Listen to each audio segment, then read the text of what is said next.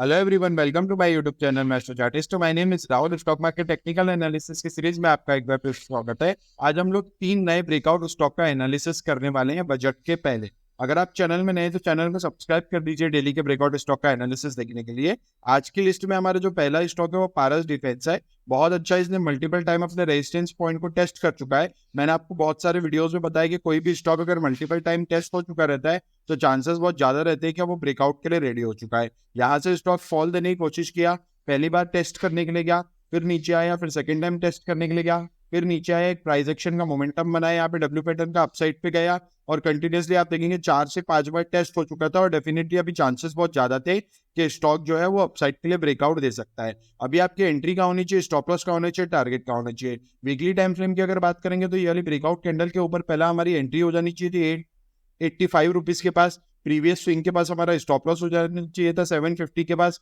और अपसाइड पे टारगेट जैसा मैंने आपको बताया था 1:2 का टारगेट होना चाहिए था।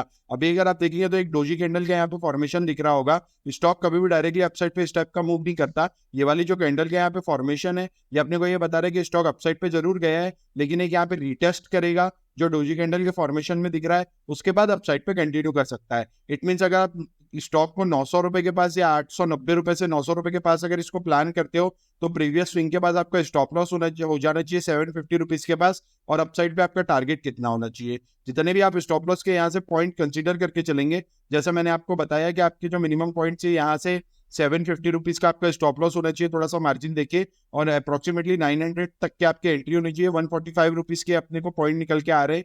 इट मीन आपका जो अपसाइड पे पहला टारगेट है वो यहाँ से लेके 900 से 280 रुपीज का तो भी होना चाहिए। 140 इंटू 2 आपका 280 रुपीज होता है, तो 280 रुपीज का आपका यहाँ से पहला टारगेट होना चाहिए जो आप देखेंगे तो अपने ऑल टाइम हाई के पास निकल के आ रहा है। जहां पर इसका प्रीवियस रेजिस्टेंस पॉइंट था एक्जेक्टली वही अपने को ये निकल के आ रहा है। स्टॉक डायरेक्टली कभी भी इस तरीके से मूव नहीं करता। स्टॉक अपसाइड पे पहले जाएगा, फिर एक रिट्रेसमेंट देगा, फिर अपसाइड पे जाएगा, फिर एक रिट्रेसमेंट देगा और उसके बाद ही आपका टारगेट कंटिन्यूसली अपसाइड पे हिट करने की कोशिश कर सकता है। बजट के लिए ये स्टॉक एक अपने को बहुत अच्छा है। इलेक्शन के रिजल्ट के लिए ये स्टॉक अपने को बहुत अच्छा दिख रहा है। प्राइस एक्शन का मोमेंटम भी यहाँ पे इसने बहुत अच्छा बनाते हुए अपसाइड पे मोमेंटम दिया है। इट मींस स्टॉक को अपन बाय साइड के लिए प्लान कर सकते हैं। दूसरे अगर स्टॉक की हम बात करें तो दूसरा स्टॉक हमारी जो लिस्ट में वो कार ट्रेड है। बहुत ही अच्छा इसने प्राइस एक्शन का यहाँ पे फॉर्मेशन दिया है। सेम पिक्चर यहाँ पे बन रही थी, कंटिन्यू अपने रेजिस्टेंस पॉइंट के नीचे पे इसने ट्रेड किया था और मल्टीपल टाइम उस रेजिस्टेंस पॉइंट को ये टेस्ट भी कर चुका था। स्टॉक यहाँ से फॉल हुआ, पहली बार टेस्ट करने गया, यहीं पे इसने कंसोलिडेशन जोन बनाया, मल्टीपल टाइम टेस्ट करने की कोशिश किया, उसके बाद डाउन साइड पे आया, फिर यहाँ पर प्राइस एक्शन बना के अपसाइड पे मोमेंटम दिया। अगर यहाँ पे देखेंगे तो ब्रेकआउट भी इसने दिया था, लेकिन ये ब्रेकआउट जो है फेल्यूर मिल गया था। यहाँ पर इसका हाई क्रॉस नहीं हुआ था। इट मीन अपने को यहाँ पर एक एंट्री ट्रिगर नहीं हुई थी, स्टॉक अब नीचे पे आ चुका था। यहाँ पर अगर आप देखेंगे तो इसके बाद 2 रेजिस्टेंस पॉइंट निकल के आ चुके थे।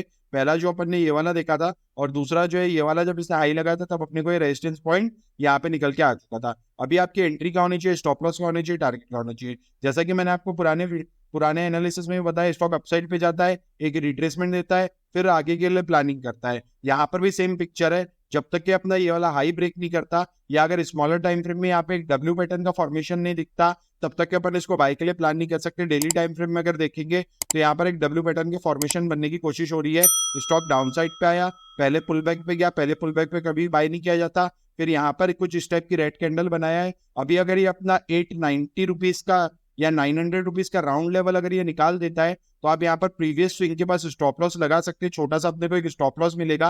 प्रीवियस स्विंग के पास आप स्टॉप लॉस लगा सकते हैं 830 के पास या 825 रुपीज के पास, और अपसाइड के लिए इसको भी होल्ड किया जा सकता है। ये मैंने आपको डेली टाइम फ्रेम में एंट्री बताया। वीकली टाइम फ्रेम में जब ये वाला लेवल निकालेगा अपना तब आप क्वांटिटी और ऐड करेंगे। पहले आपकी क्वांटिटी 900 के ऊपर जब जाएगा तब हाफ रहनी चाहिए स्टॉप लॉस, ताकि अगर आपका कटे तो क्वांटिटी में ज्यादा लॉस नहीं होना चाहिए और आपका अपसाइड पे टारगेट जो है वो मिनिमम 1:2 होना चाहिए। यहाँ पर जितनी भी आपकी एवरेजिंग निकल के आएगी और जितना भी आपका स्टॉप लॉस का पॉइंट होगा, जैसे कि मैं यहाँ पर कंसीडर कर रहा हूँ कि प्राइस एक्शन का पॉइंट जो तो यहाँ पे 140 रुपीज का आपका निकल के आ रहा है, तो सेम पिक्चर यहाँ पे भी बन रही है। 280 रुपीज का मिनिमम आपका अपसाइड पे जो है पहला टारगेट होना चाहिए अगर आप रिस्क टू रिवॉर्ड को मेंटेन करते हुए चल रहे हैं तो। तीसरा जो हमारी लिस्ट में आज स्टॉक है वो मान्यवर है। ये भी स्टॉक बहुत अच्छा प्राइस एक्शन का इसने पैटर्न बनाया हुआ है। यहाँ पर अगर आप देखेंगे तो स्टॉक डाउन साइड पे आया, पहला पुल बैक दिया, फिर यहाँ पर नीचे आया, फिर यहाँ पर अपसाइड पे गया सेम लेवल के पास, फिर यहाँ पर एक पुल बैक इसने दिया और अभी अपसाइड पे फिर से जाने के लिए रेडी हो चुका है।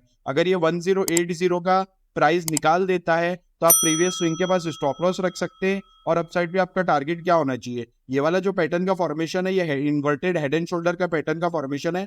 लेफ्ट कलर का शोल्डर ये है, ये हेड है, ये राइट कलर का शोल्डर है। और जैसे ही अपना 1080 का प्राइस निकालेगा तब आपको मोमेंटम एक बहुत बड़ा अपसाइड पे देखने के लिए मिल सकता है। पहला जो टारगेट है आपका यहाँ पे 1:2 नहीं रहेगा।